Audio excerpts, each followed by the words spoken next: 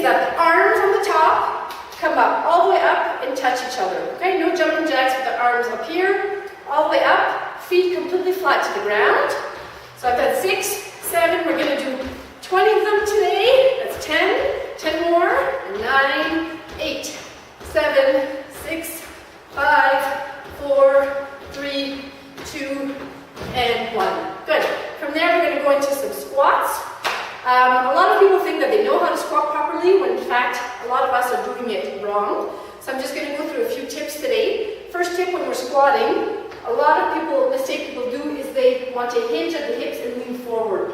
Okay? This is wrong. And it's going all to the front. The idea of the squat is to work your posterior chain with the hamstrings, the bum, and the stabilizers in the back. So we want to stay as straight as possible. Shoulders are back. I always tell my clients, you pretend like you have a glass of water on your head that you can't spill. Okay, and from here, you go down. What's really important as well is you want to try and bring the hips a little lower than the knee level. So we say break parallel. So a lot of people will squat up to here, when in fact, we should be squatting down here. So that really the stabilizers in the back can do the work that they're supposed to do. Okay? The weight is in the heel, and from here, you press up into the heel and come back up. Okay, and we're going to do 10 of these now. That's 3. I'll show you from a front angle. And 4, and 5, 6, 7, 8, 9, and 10. One more tip on the squat. Looking at me from the forward angle. The hips are shoulder width apart. The toes are slightly outwards in a very neutral position. When you come down, you try to push out your knees, following the toe. So this is not good. We want the knees out, in the same angle as the feet. Okay? Good. So we've done 10 squats. After the squats, we're going to go down to the mat and do a few push-ups. Push-ups on the knees are perfect. A lot of people feel like they're not doing a proper push-up because it's not on their toes. I always recommend for people to come on their knees if they can't bring their chest close to the ground. So it's really okay, you're still doing a lot of work by working on the knees. So hands go directly under the shoulders, your abs are engaged, so you don't have your buttocks in the air. You have a nice straight neutral spine, including the neck. So I say no rubbernecking, none up like this, none down like this, nice and straight. Straight spine, you inhale, you come down. And as you exhale, you push back up. Okay, so we're going to do 10 of these. That's 2, 3, 4, 5, 6, 7, 8, 9, and 10. Breathing very important. Always breathe out on the exertion part. And don't worry, if on your first one, if you're just starting out and you can only come halfway down on your push-up, then that's okay too. Everything has to build up, okay? We all have to start somewhere. So after the push-ups, we are going to do some tricep dips, either on a chair at home, on a bench. So you sit on the bench of the chair, hands go to the side of the buttocks, take the bum off the chair. So I don't want you all the way out here. The bum in the back are just they almost rub along the side of the table or the chair, okay? And from here, the further out the feet, the harder, the closer the feet are in, the easier, okay? So if we're starting here, if you're just starting out, then you place your feet about in this position, and you come down until your upper arms are parallel to the floor. Not necessarily to go down lower. As you exhale, you push back up. Okay, so let's do 10 of these, and 3, 4, 5, 6, 7, 8, 9, and 10. Good. And from here, we're going to go back down to the floor, do some core exercise, some knee tucks, that we call them. So hands, like in a push-up position, the hands come directly under the shoulders. We're looking again for nice neutral spine, neutral neck, everything nice and straight.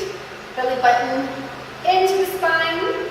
Engage that core, which doesn't mean holding in your breath. Just try bringing the belly button into the spine. Come up on your toes. So you're in a plank position. And from here, you're going to drive in the knee to the chest as far as you can. So right and left, make 1, and we're doing 10 today. So that's a total of 20 tucks. That's 5, 6, 7, 8, 9, and 10. If you have to take a break, after 5, after 3, after 2, it doesn't matter. Just come down on your knees, take a break. When you feel ready, come back up on your toes and start again. Okay? From here, we are going to turn around. We're going to do some hip extensions. So you're going to lie flat on your back. Arms come up to the side. And your feet are close enough to your buttocks. I would say about here. I like to lift my toes up so that I'm not pressing. Often people will try and cheat and press through their feet instead of using their abdominal and their buttocks muscles. So I say come up on the heels, palms are up as well, so that we're not pushing down with our hands. Palms are up, and from here you're going to squeeze your buttocks. You're going to come up as high as you can. And as you come down, you leave. That contraction in the buttocks stays contracted. So not that because you're going down, you leave everything flop down. Contraction on the way up, contraction on the way down. Everything is hard, everything is contracted. And we're going up again, and back down. And up, and down. We're going to do 10. Breathing out as you come up. That's 5, and 6, 7, and 8, and 9, and 10. And if that's too easy for you, you can always lift a leg up off the floor and do 10 single leg extensions. When you do a single leg like this, you feel it much more in the back of the hamstrings as well. So you can do 10 on both sides. And to change it up a little bit, you can also have your hands up so you have no support from your arms. Therefore, the bottom part has to work even harder. Coming up and down, up and down. This is already a much bigger challenge than having the arms to the side. And for even bigger challenge, you could do also the one-legged ones with your arms up. Okay? And what's next? Now we're going to go into some lunges, again for the legs. So we're going to do some forward lunges, a walking lunge, a forward stepping lunge, I like to call it. Hands on the hips, shoulders are back.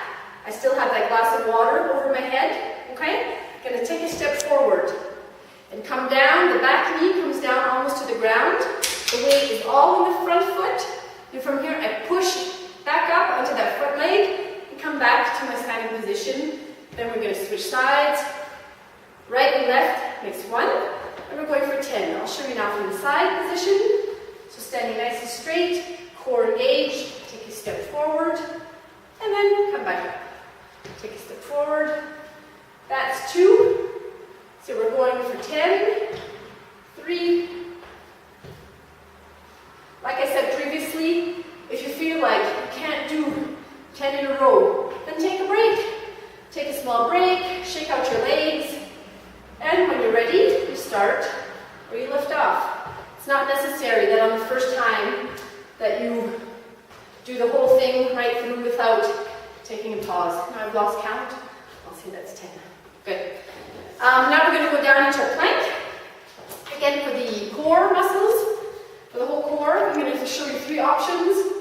A beginner's option on the knees, just like in a plank in a push-up position, okay? Having the core is engaged. You see my back spine is straight, okay? When you're like this, your core is not working. You have to come down until you feel that that core has to hold you in place, okay? So this is your first option, beginner option. From there, second option can be up on the toes, keeping a nice neutral spine, so not looking up, not looking down, nice and neutral. And then the third option is a full arm plank. This is the most difficult one. If you want, you can also start in this position. When you get tired, you can come down to your forearms. And if you're tired from there, you can always come down to your knees and finish your count. So I would suggest to start, you do 30 seconds. Maybe you're only doing 10 at a time. Then you're stopping for a break.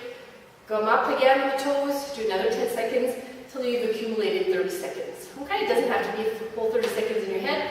In a row, and you can just count in your head nice and slow up to 30. And from there, our last exercise of the circuit is going to be a burpee. So I will first show you from the front. So this is for the cardiovascular, it works the whole body, gets your heart rate up. So we're going to come down, feet stay flat, bring your hands flat to the ground, and now we're going to kick out the legs in a plank position, and then we're going to bring back the feet, and we stand, okay? For a more advanced one, we can also do a jump, but you can also progress, start there, and then you can also always build up the jump. We're going to do these, do 5 of these, that's 3, that's 4, and 5. And from here, I would say grab a sip of water, get your heart rate to come down, and start again. After every round, you take about a minute break. And I would, like I said at the beginning of the workout, try and go through it 3 to 5 times. And hopefully, we work from there. After everything after that gets easy, then I'll have Bronco come back and we'll do a more advanced workout for you. Thank you, Julie. So have fun with your